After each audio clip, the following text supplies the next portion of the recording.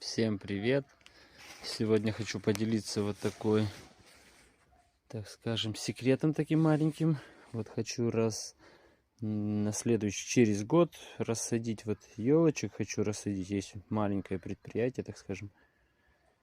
Вот елочки хочу рассадить там вокруг и березки. Вот я нарезал, получается, пару веточек елочки. Зачистил вот так, сантиметров по 15. Вот такие небольшие такие они. Вот будет пару веточек еще поубирать. Ну, в общем, принцип понятен. И березку тоже вот взял, нарезал более-менее. Такие ровненькие. Поставил тут водичку, приготовил специальную, корневит. Добавил там граммчик. И все. Год и будут у нас березки и елочки. Всем пока. Подписывайтесь.